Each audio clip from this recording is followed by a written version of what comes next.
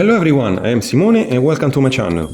Given the success of my video about the Dravidians and the Brahwis, today we are going to explore the fascinating Malto and Kurukh, two Dravidian languages spoken by communities with deep roots in India, Nepal, Bhutan and Bangladesh. We'll cover the geographical spread, historical origins, linguistic connections and current socio-economic challenges. The Malto and Kurukh speaking communities count together about 5 million people. These two groups, for various reasons we will discover in this video, are very far from the other Dravidian people. Malto and Kurukh belong to the northern branch of the Dravidian language family, sharing linguistic features with languages such as Telugu, Kannada and Tamil. However, they have also absorbed vocabulary and phonetic influences from neighboring Indo-Aryan languages due to historical interactions and geographical proximity, enriching their linguistic diversity and cultural heritage. Let's quickly recall that, although Dravidian-speaking communities are scattered all over South Asia, these are present almost exclusively in central-southern portion of the Indian subcontinent, with the major ones, in terms of numerical size, being the Tamils, Malayalis, Telugus and Kannadigas. The Malto and Kurukh languages are spoken in diverse regions in the northeastern part of the subcontinent, across India, Bangladesh, Bhutan and Nepal.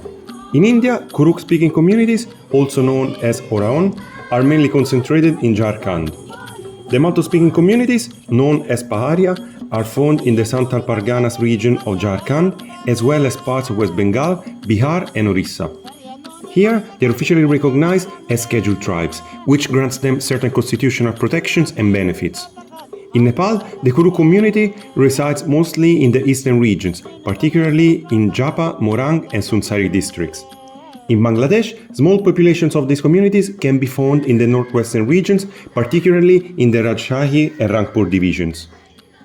The history of the Malto and Kurukh speaking communities is rich and complex, with several theories about their origins. It is believed that they descended from the Proto-Dravidian people, who once inhabited a large part of the Indian subcontinent. Over millennia, these communities migrated and settled in their current regions. But where did they come from? Scholars have different theories about their origins. Let's explore these possibilities. First, we have the South and Southeast India theory. According to S.C. Roy, they could have migrated from Kurukh in South India. Next, we have the Gujarat theory, related also to the origin of Brahwi people. In 1987, Joseph Elefantbein suggests that the Kurukh and Malto tribes came from the northwest, settled near the Narmada River in Gujarat, and later moved via Ujjain to Rohtasgar and to the regions where they currently live. The third theory takes us back to the ancient Indus Valley Civilization, also known as the Harappan civilization. Before 2500 BC, these communities lived near the Indus Valley.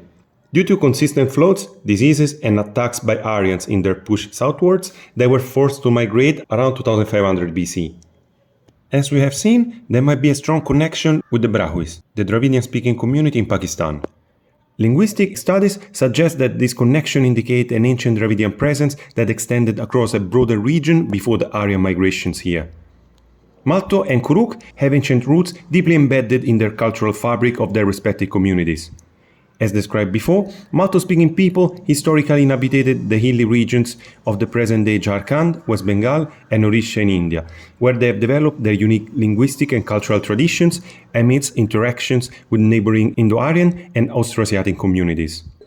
Kurukh speakers spread across parts of Bangladesh, eastern India and pockets of Nepal and Bhutan similarly maintain a rich heritage tied to their ancestral lands and traditional way of life.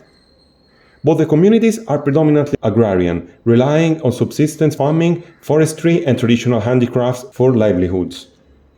Their societies are characterized by strong familial bonds and communal solidarity, often organized around village councils and cooperative practices that contribute to cultural cohesion and language preservation efforts. On the religious part, both the communities exhibit a rich tapestry of religious affiliations, although precise numbers are impossible to retrieve. The Kurukh primarily adhere to Sarnaism, a traditional animistic religion centered around nature worship and rituals. According to recent statistics, a significant portion of the Kurukh community, about 60 to 70%, follow Sarnaism, while approximately 25 to 30% have converted to Christianity, influenced by missionary activities over the years. Hinduism also has a presence, accounting for about 5 to 10% of the Kurukh population. The remaining part of the community adheres to Islam, Buddhism, and even Sikhism. On the other hand, the Malto people also predominantly follow Sarnaism, with about 80 to 85% adhering to their indigenous religious practices. Christianity has a notable influence, with around 10 to 15% of the Malto community embracing the faith, and a small percentage, roughly 5%, practicing Hinduism, and a tiny percentage of people professing Islam and Buddhism as well.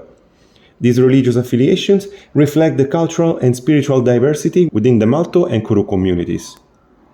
Numerically, Malto is spoken by approximately 350,000 people, primarily in India, with smaller communities in Bangladesh. Kurukh boasts a larger speaker population, the Oraons, of around 4.5 million across its distribution areas in India, Bangladesh, Bhutan, and Nepal.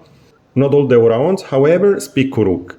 The majority of them, about 4 million people, live in India. Of the remaining portion, about 100,000 live in Bangladesh, 50,000 in Nepal, and just a few, possibly 5,000, in Bhutan.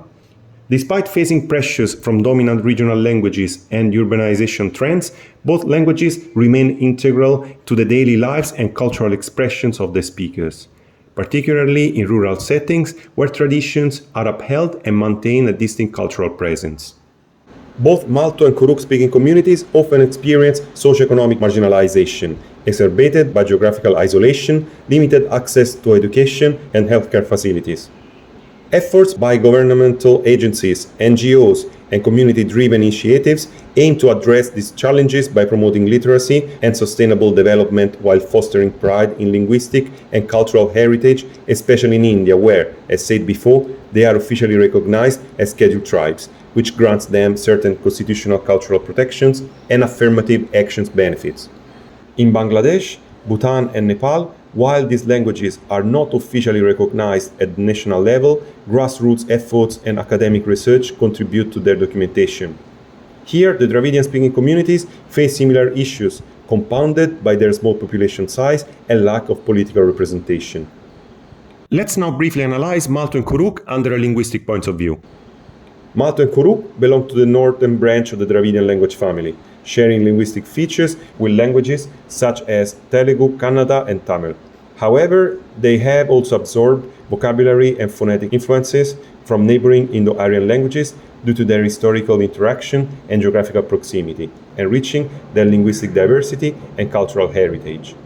Malto language, due to its geographical distribution, is divided into two main varieties called Saurya Paharia and Kumarbak Paharia. The first one, Saurya Paharia, is the variety with the highest number of speakers. Both of the varieties have several dialect variations, which are often influenced by the geographical and cultural diversity of the regions where they are spoken. Historically, the Malto language didn't have a native writing system and was primarily oral. In recent years, the Devanagari and Bengali scripts have been adopted for writing this language, facilitating its increasing literacy and education among the community. However, written documentation remains limited. For the same reason, Malto doesn't have an extensive written literature.